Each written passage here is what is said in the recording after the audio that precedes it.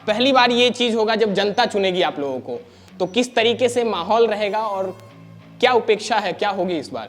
आप पहले भी मेयर रह चुके हैं बेगूसराय नगर निगम क्षेत्र में। अगर आप अब चुने जाते हैं तो आपके सपने का बेगूसराय कैसा होगा, क्या जनता क्या उम्मीद करेगी आपसे? 5 चीज़ अगर आप बताते हैं कि मैं ये करूंगा जिस पे जनता विश्वास करेगी, तो वो 5 काम क्या होगा? आप लॉकडाउन के दौरान लोगों के घर पहुंच के उनको खाना दे रहे थे और अपने आसपास इर्द गिर्द में सैनिटाइज कर रहे थे खुद से, तो ये जो इंस्पिरेशन था, मनोबल कहाँ से आया कि इस तरीके का कार्य करें? पहले तो बस यही था, 1 वार्ड से हम चुनाव जीते, बाकी 44 वार्ड से वैसा कोई ताल्लुक हम लोगों को भी नहीं रह पाता था। पहले दिनकर भवन था। जी। मेरे कार्यकाल में दिनकर कला भवन हुआ। अच्छा।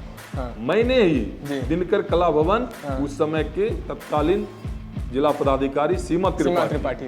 लेकिन नगर विकास एवं आवास विभाग का एक शर्त था, जो अगर हम पैसा खर्च करेंगे ना तो मालिकाना हक मेरा हो जाएगा। नगर निगम जो है ना वो नकारा हो चुका है, उससे कोई मतलब नहीं है लोगों के दुख दर्द से।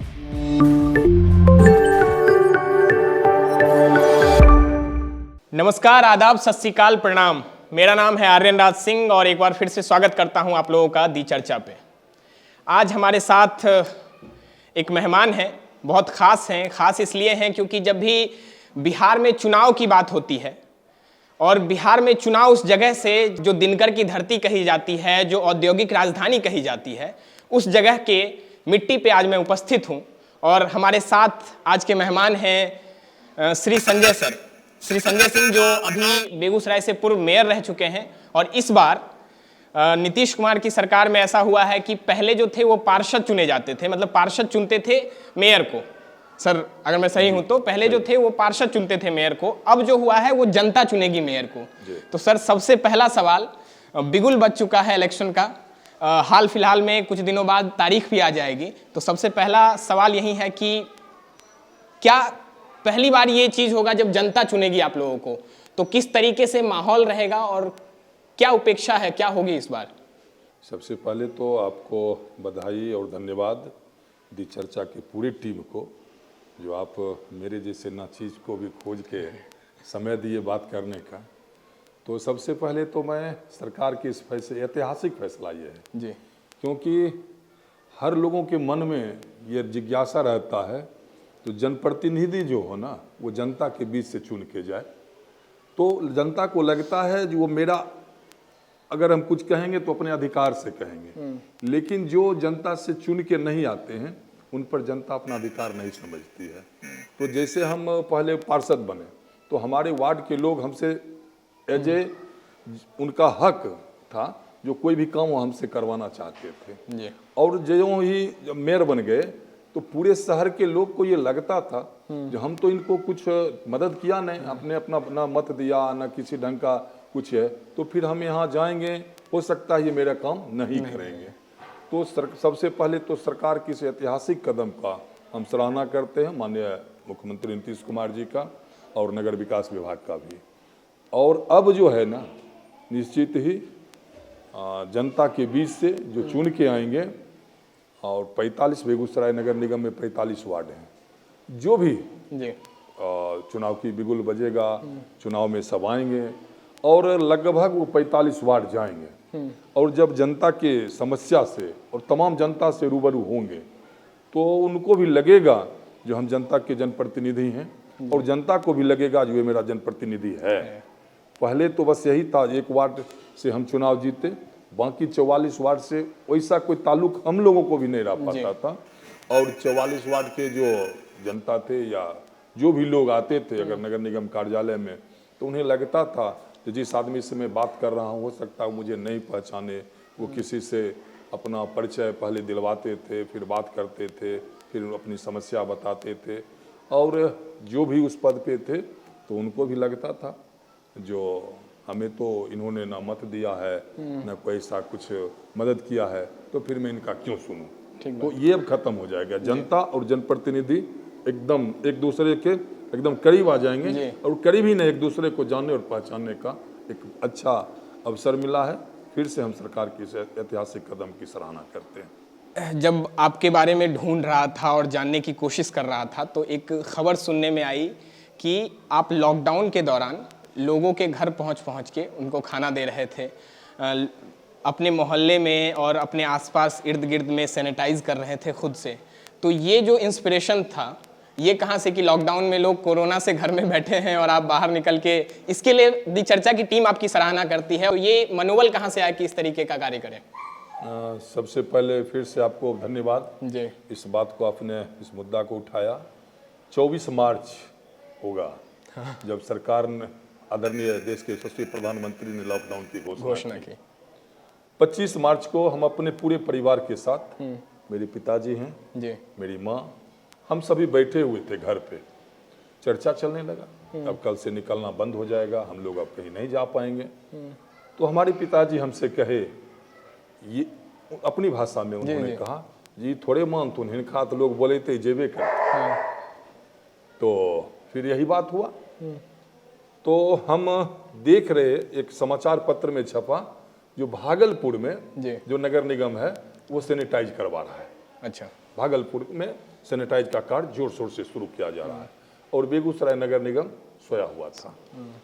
तो हम एक मशीन, जो क्योंकि किसान परिवार से बिलोंग करते हैं और अगल बगल में भी किसान लोग हैं, तो पहले मैंने एक मशीन ऊपर किया और उस मशीन से सैनिटाइज करवाना शुरू किया। बाजार से मेडिसिन मंगवाया।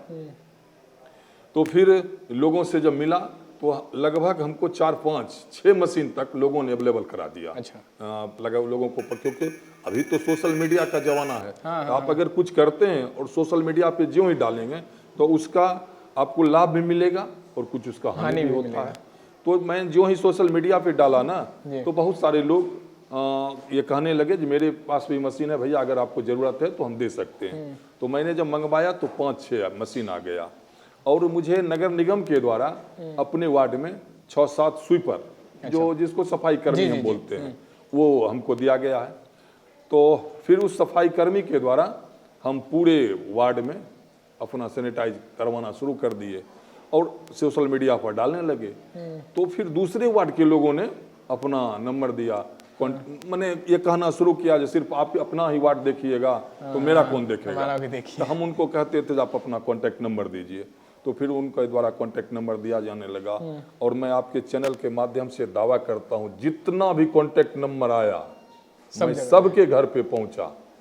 और उस समय का मेरा सारथी के रूप में, अब मेरे साथ वो नहीं रहता है, मुकेश उसका नाम था, वो सबसे उसका जो कार्य था वो अति सराहनीय था, हम उसकी प्रशंसा करते हैं। जो 12 बजे दिन और 12 बजे रात उस लड़का को जब मैंने कहा वो वहाँ पहुँचा और वहाँ जाके कार्य किया। तो फिर एक अभियान शुरू किया, मैं और हमारी धर्मपत्नी जो वार्ड नंबर 17 से पार्षद हैं, तो दोनों हम भिक्षाटन के लिए निकल पड़े। और घर से शुरुआत हुआ, पिताजी के द्वारा 500 रुपया मिला, भाई के द्वारा, भतीजा के द्वारा, सब लोगों ने। और यहाँ जब अपने मोहल्ला में हम लोग घूमे तो मात्र हमको लगता है 1-1.5 घंटा का जो मेरा भ्रमण रहा, तो लगभग 32 या 33 हजार रुपया उस दिन आ गया। अच्छा। तो मन में लगा, फिर मैंने सोशल मीडिया पर डाला, जो आज भिक्षाटन में ही मुझे 33 हजार रुपया अमुक लोगों के द्वारा ये मिला। तब लोगों ने संपर्क करना शुरू कर दिया, जो मैं भी देना चाहता हूँ, मैं भी देना चाहता हूँ। और वो अभियान लगातार 63-64 दिनों तक चला, 63-64 दिनों तक। और आपका सेवक आपके द्वार उस अभियान का नाम था। और लगातार सिर्फ वह वार्ड नंबर 21 न, वार्ड नंबर 45 का ही नहीं, जहाँ से आया, जिस पंचायत से आया, लगभग 10 पंचायत, चाहे चांदपुरा हो, लाखो हो, धबोली हो, मैंने इस तरह के जहाँ से भी मुझे बुला।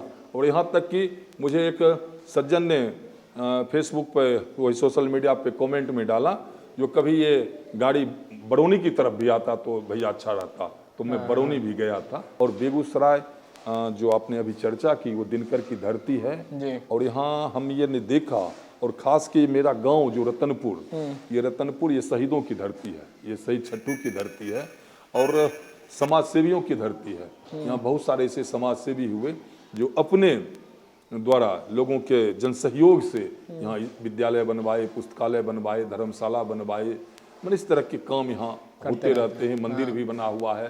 तो इस तरह के काम यहाँ होते हैं और मैं अपने आप को सौभाग्यशाली मानता हूँ जो रतनपुर की इस धरती पर पैदा लिया। तो ये एक अभियान चला और सबसे ज़्यादा काफी लोगों का, कोई मैं अपने घर से नहीं किया, मैं नहीं कर क्राउड फंडिंग के जरिए। हाँ, सब लोगों ने मदद करके एक व्यक्ति तो वो अपना हमेशा बोलते हैं मेरा नाम मत बताइएगा, वो 3 बार हमको दिए।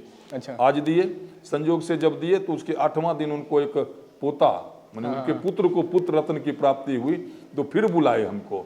वो मोबाइल पे सूचना दिए कि कुछ और हम मदद करना चाहते हैं, तो फिर दिए। फिर उसका 6 दिन के बाद जो छठी होता है तो फिर उस दिन बुलाए और फिर हमको दिए। तो लगातार एक एक व्यक्ति 3-3 बार 4-4 बार मदद की, और जो से सब आदमी का इसमें हम इतना सहयोग और प्यार मिला, जो ये अभियान 65 या 67 दिनों तक लगातार चला। फिर बाद में हमारे ही गांव के एक सुरेंद्र बाबू हैं जी। जो पहले बिहार सरकार की सेवा में सप्लाई इंस्पेक्टर के पद पे थे। अंत में उन्होंने कहा, वो पटना में थे, कोरोना काल में फंसे हुए थे लॉकडाउन में, जब वो बेगूसराय आए तो उनको जब पता लगा तो हमको बुलाए और उन्होंने कहा जो मैं भी इस आपकी सेवा में शामिल होना चाहता हूँ। तो फिर उन्होंने लगभग जितने सफाई कर्मी थे उसके लिए खाना बनवाया, और जितने जो लोग सहयोग किए एक सूची बनी, उसमें लगभग 67-68 आदमी का नाम आया, 68 आदमी को उन्होंने सम्मानित किया। तो यही एक अभियान चला जी। और अच्छा लगा सेवा करके। अति सराहनीय काम था ये। अगर लॉकडाउन में और इस तरीके की चीज़ें जो आपदा थी उसमें अगर आप इस तरीके का काम करते हैं तो सराहनीय है और उसकी सराहना करनी चाहिए। सर, अब आते हैं चुनाव के मुद्दे पे। आप पहले भी मेयर रह चुके हैं, इस बार अगर मेयर रहे तो आपके सपने का जो बेगूसराय है, बेगूसराय नगर निगम क्षेत्र है, वो कैसा होगा? मतलब कुछ मोटे तौर पे क्या क्या चीज़ें आप करेंगे अगर आप मेयर चुने जाते हैं, तो क्या क्या चीज़ें आपकी तरफ से मिलेगी जनता को? 2011 में जब पहली बार चुनाव हुआ और 8/3/11 का वो दिन था जब मैं एक मत से चुनाव हार गया। एक मत से आया घर में, मन टूट गया, आंखों में आंसू था। कुछ सज्जन हमसे मिलने के लिए आए जो हमारे शुभचिंतक थे। उसी में से एक सज्जन ने कहा कि बेटा जिंदगी का यही रीत है, हार के बाद ही जीत है। उस मंत्र को मैंने लिया, रात भर नींद नहीं आई। सुबह में फिर कुछ लोग आए, मिले, और वहां से 9 मार्च से जो मेरा कारवां शुरू हुआ, लोगों से मिलना, लोगों के घर पे जाना, लोगों की समस्या को सुनना, फिर उसको दूर करना, चलता रहा। और 2 मई 2013 को बेगूसराय के तमाम लोगों को लगा जो इस लड़का में जज्बा है, कुछ कर सकता है। और जब ये नगर निगम का दर्जा बेगूसराय को मिला तो लोगों में एक चर्चा का विषय बना। जब ये कॉरपोरेशन हो गया इसका, अब जैसे हम मुंबई, दिल्ली, मद्रास, बेंगलोर शहर का नाम सुनते हैं, वैसा मेरा शहर होगा। यहाँ भी अच्छे अच्छे पार्क होंगे, अच्छे अच्छे म्यूजियम होंगे, तो लोगों में क्या था, अच्छी सड़कें होंगी। तो लेकिन 2011 और 2013 का जो कार्यकाल रहा, जो इस पद पे गए, तो उन्होंने लोगों के विश्वास पर खरा उतरा ही नहीं। और बेगूसराय की तमाम चाहे सोशल मीडिया और मीडिया के लोगों ने इस बेगूसराय नगर निगम को नरक निगम कहना शुरू कर दिया। और लगातार ये चलता रहा, नरक निगम हो गया, नरक निगम, हर दिन अखबार में यही छपना ही था।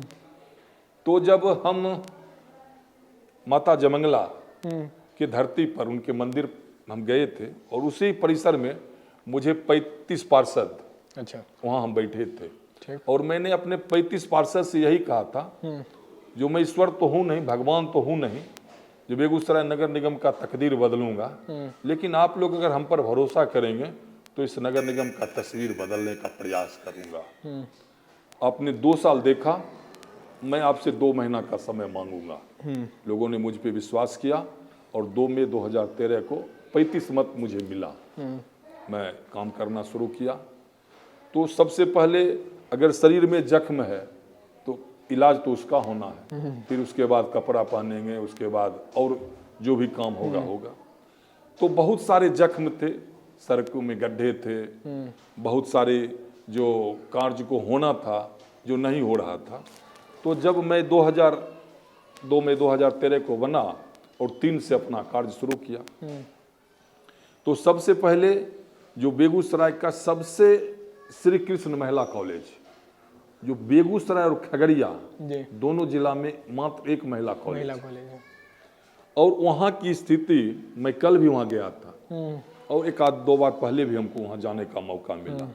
तो आज कोरोना काल में भले हम अपने मास्क लगा के चलते हैं या रुमाल से या गमछा से अपने नाक को ढक के चलते हैं, लेकिन उस समय जो था ना, बेगूसराय में जितनी हमारी बेटियां और बच्चियां आती थी, अगर वो कॉलेज के गेट को इंटर करती थी तो अपना दुपट्टा जो है ना अपने नाक पे रखती थी। और उस समय कॉलेज में एक नेक का टीम, हर कॉलेज का वो, तो वो जब वहाँ टीम वो पहुँचा ना, तो महिला कॉलेज ने उसको महिला कॉलेज बोला, ये तो महिला कॉलेज है। और उस समय की प्रधानाचार्या सपना चौधरी जी थी, उनके मन में थोड़ा किसी के अगर शिक्षण संस्थान के बारे में और उस पद पे वो हैं तो उनको बुरा लगा। उन्होंने हमें बुलाया और बोला, जो संजय जी मुझे आपसे बहुत उम्मीद है। हम बताए, मैडम आप बताइए। तो हम वहाँ जब पहुँचे, बेगूसराय का बेटा था हैं, तो मुझे भी बुरा लगता था, लेकिन मौका नहीं लगा था। जब हम वहाँ पहुँचे तो हमको उन्होंने दिखाया, जो अगर आप ये मेरा काम कर देते हैं ना तो मुझे अच्छा अंक मिल जाएगा नेक टीम के द्वारा। अविलंब मैंने बोर्ड की बैठक की और बोर्ड की बैठक के बाद वहाँ सबसे पहले नाला बनवाया, वहाँ मिट्टी भरवाया और उसका चारदीवारी करके, यूँ तो मेरा योजना था उसको पार्क बनाने का, बेहतर पार्क बने, जो हमारी बच्चियाँ और खास करके उस जो सड़क है उस तरफ का जो क्षेत्र है, वहाँ बहुत सारे डॉक्टर्स, डाक बंगला चौक, हाँ डाक बंगला चौक, वो डॉक्टर्स का हब है। तो हमें लगता था जो कोई अगर मरीज भी इलाज करवाने के लिए आते हैं और उनके साथ जो अटेंडेंट आते हैं, तो उनको बैठने के लिए अगर एक पार्क हो जाएगा तो आके अपना वो समय वहाँ व्यतीत कर सकते हैं। लेकिन बाद के दिनों में जो आए, उस पार्क को पार्क नहीं रहने दिए, वहाँ पार्किंग लिखवा दिए। खैर वो उनकी सोच है। उसके बाद अब चलिए दिनकर, फिर आगे जो दिनकर बेगूसराय की पहचान, और दिनकर भवन बेगूसराय का एकमात्र जहां रंगकर्मी के द्वारा या शहर में जो अच्छे कार्य, अगर सर एक बात कहते हैं कि दिनकर कला भवन बोलिए, दिनकर भवन नहीं बोलिए। पहले दिनकर भवन था। जी। मेरे कार्यकाल में दिनकर कला भवन हुआ। अच्छा, मैंने ही दिनकर कला भवन, उस समय के तत्कालीन जिला पदाधिकारी सीमा त्रिपाठी जो काफी उनको कला से रुचि थी, और सबसे पहले उन्होंने 2 द्वार बनवाया, जो फंडिंग नगर निगम के द्वारा ही दिया गया था। और 1,60,00,000 रुपया नगर विकास विभाग, आवास विभाग के द्वारा नगर दिनकर भवन को जीर्णोद्धार के लिए मिला। लेकिन नगर विकास एवं आवास विभाग का एक शर्त था, जो अगर हम पैसा खर्च करेंगे ना तो मालिकाना हक मेरा हो जाएगा। अच्छा, मालिकाना हक मेरा हो जाएगा। जो उस समिति, दिनकर कला भवन की समिति के सदस्यों को ये नामंजूर हो गया। तो उसी समय, उसी दिन सम्राट चौधरी, जो हमारे उस समय के नगर विकास मंत्री थे, उनको मैंने बेगूसराय बुलवाया था। बहुत सारे योजना का उनसे शिलान्यास भी करवाया और उनके सामने भी इस बात को रखा। तो वो बताए, जो ठीक है हम इस पे आपसे बात करेंगे। सौभाग्य की बात है जो उसी दिन, जिस दिन सम्राट चौधरी गए माननीय मंत्री, और हमारे माननीय मुख्यमंत्री बिहार सरकार नीतीश कुमार जी बेगूसराय आ गए उसी दिन। अच्छा, और उनको खगड़िया जाना था, रात में वो बेगूसराय रुके। तो यहाँ के जो द फैक्ट रंगमंडल के जो हैं प्रवीण गुंजन जी, उनका एक नाटक उसी दिन मंचन था, गबर घिचो। वो माननीय मुख्यमंत्री जी से संपर्क किए। माननीय मुख्यमंत्री जी हामी भर दिए कि मैं आपका नाटक देखने के लिए आऊंगा। जब माननीय मुख्यमंत्री आ गए तो फिर पूरे शहर में कौतूहल का विषय बन गया। मैं भी पहुंचा, मुझे भी आमंत्रण मिला, मैं भी पहुंचा। तो एक ऐसा तो जो पहले महत्वाकांक्षा सबका रहता है, तो जब माननीय मुख्यमंत्री आए, उनका सिक्योरिटी रहता है, तो सभी लोग, कुछ लोग ऐसा भी रहते हैं जो भाई माननीय मुख्यमंत्री के साथ मेरा फोटो सेशन हो, खूब हो, ज्यादा हो। तो हम एक बगल में जाके बैठ गए। तो जब उद्बोधन होने लगा, मंच पे बुलाया जाने लगा, तो जब हुआ जो है बेगूसराय के माननीय महापौर से हम चाहते हैं जो वही मंच पे आए, तो माननीय मुख्यमंत्री ने कहा अरे मेयर साहब हैं, उनको लाइए, वो जो प्रोटोकॉल को जानते हैं, वो अपने बगल में मुझे ले गए।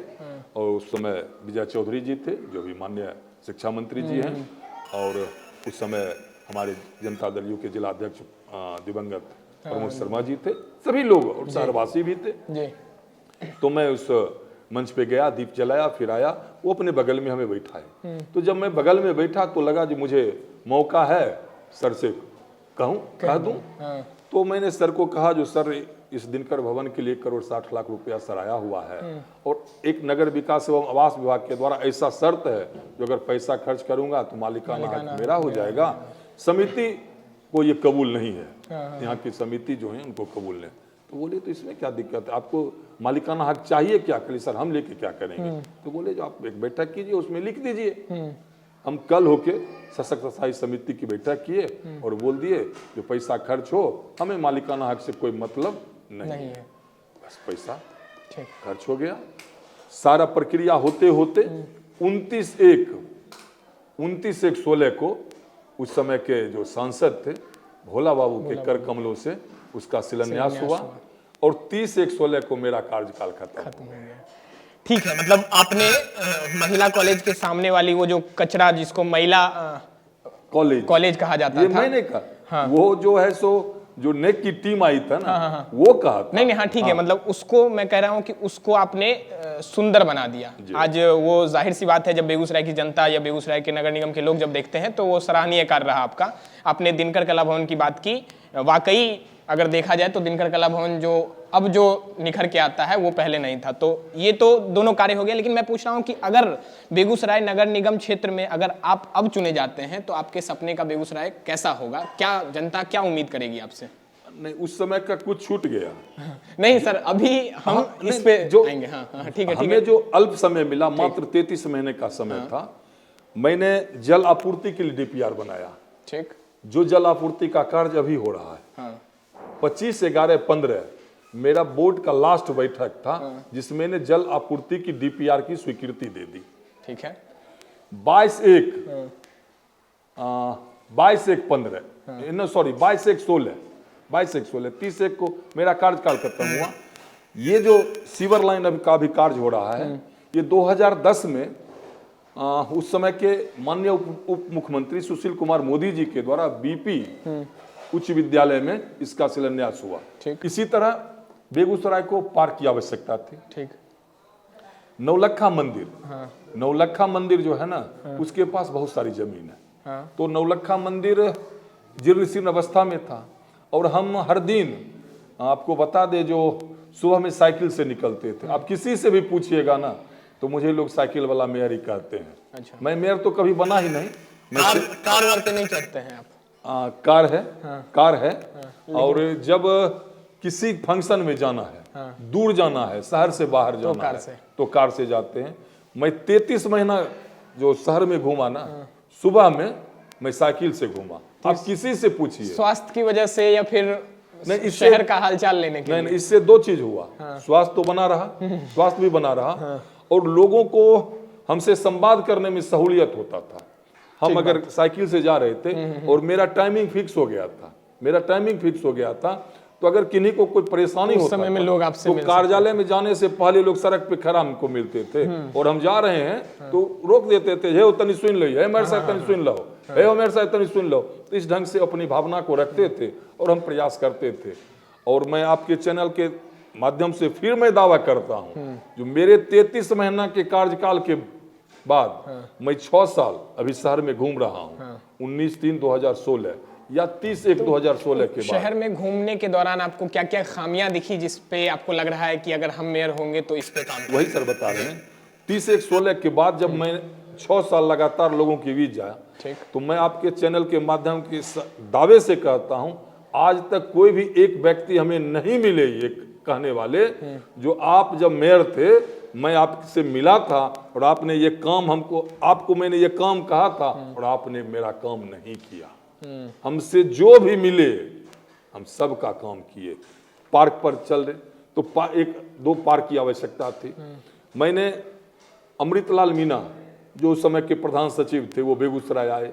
उस समय डीडीसी कौशल किशोर जी थे, एसडीएम सत्य प्रकाश जी थे, सभी लोग एक नौलखा मंदिर में, जो उनके ट्रस्ट के जो अध्यक्ष थे डॉक्टर मीरा सिंह जी, उनके सचिव जो हैं वहाँ के महंत जी, सभी लोग बैठे और एक सहमति बनी जो भाई आप जमीन दे दीजिए, हमको मालिकाना हक से कोई मतलब नहीं है, आप जमीन दे दीजिए।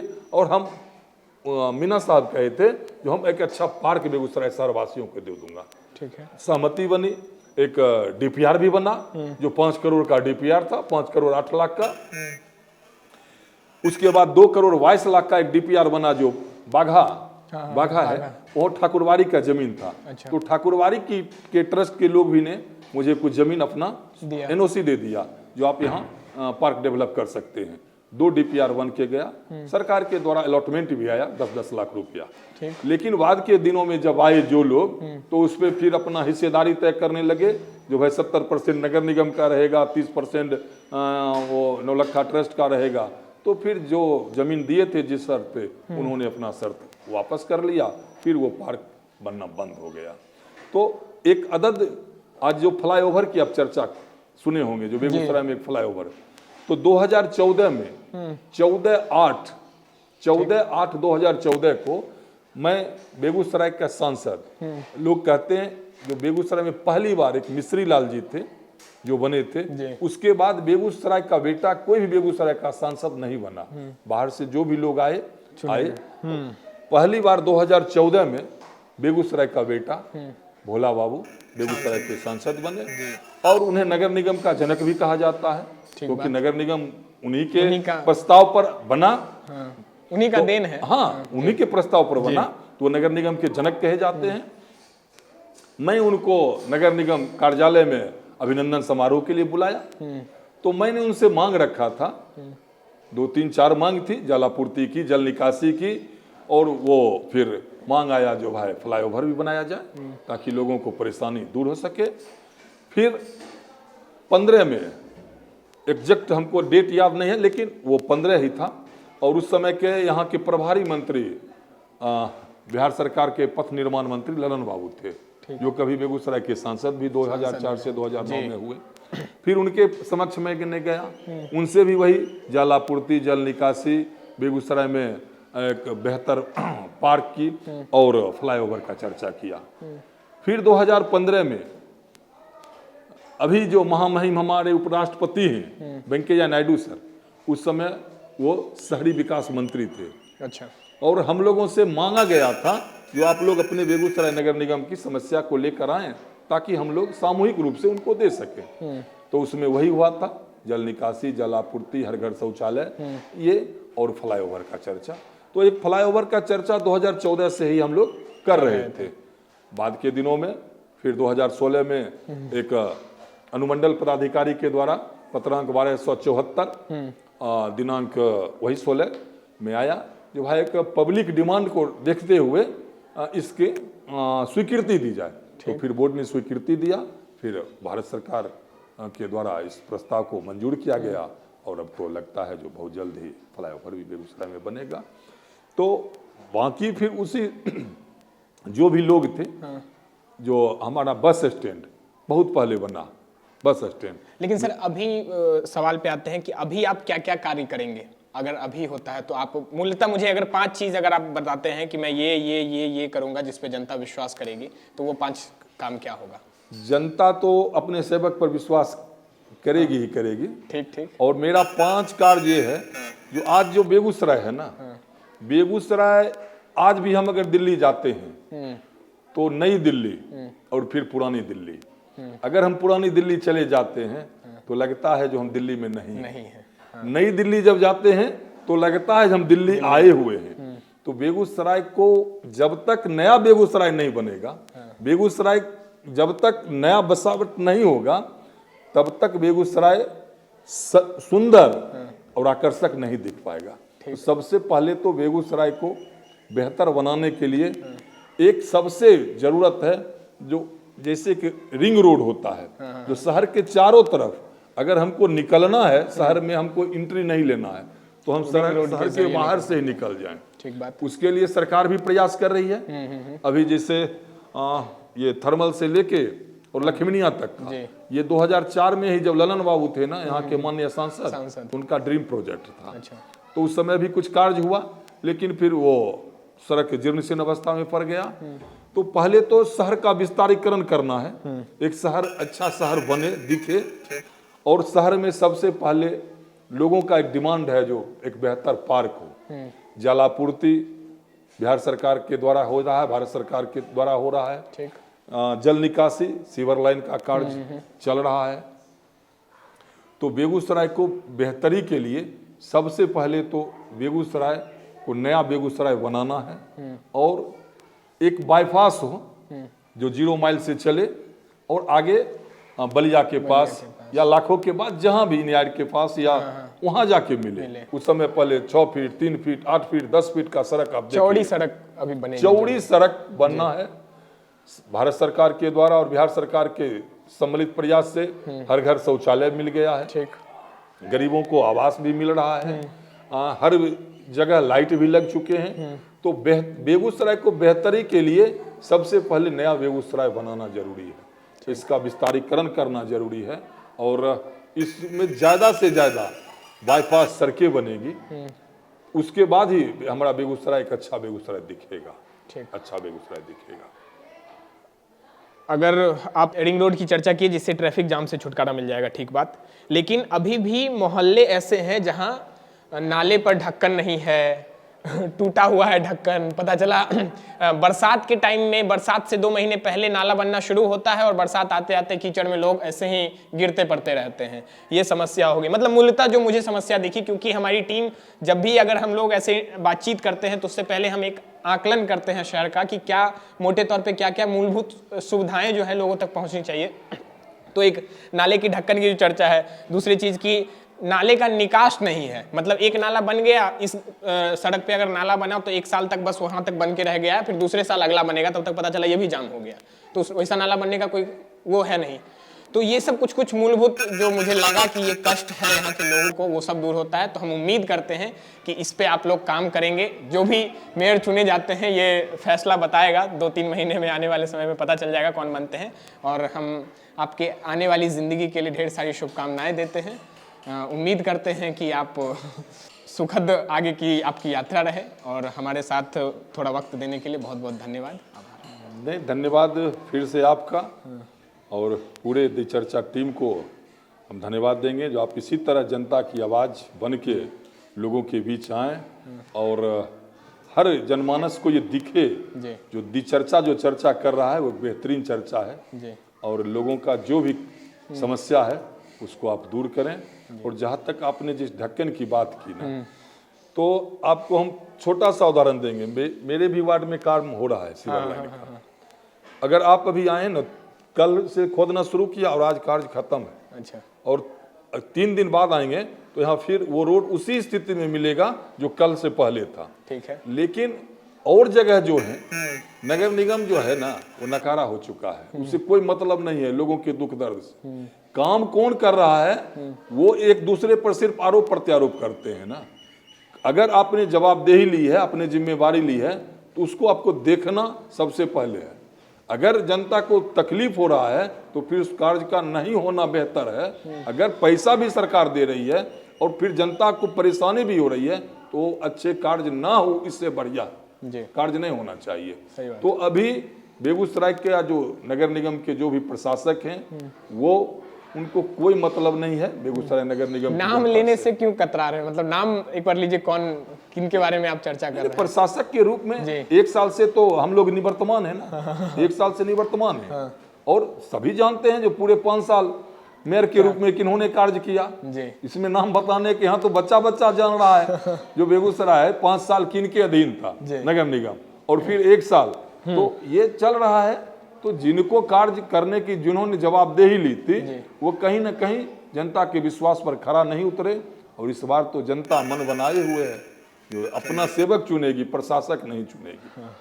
इसका फैसला आने वाली चुनाव में हो जाएगा। तब तक आप लोग देखते रहिए दी चर्चा, और हम कोशिश करेंगे कि और भी उम्मीदवारों को अपने साथ जोड़े जो कि और क्या बेहतर कार्य कर सकते हैं बेगूसराय को और बेहतर निर्माण कार्य क्या कर सकते हैं बेगूसराय के लिए, हम उनसे कोशिश करेंगे कि बातचीत हो। आप जुड़े रहिए हमारे साथ और देखते रहिए दी चर्चा। सर धन्यवाद आपका हमारे साथ वक्त देने के लिए, बहुत बहुत शुक्रिया। धन्यवाद।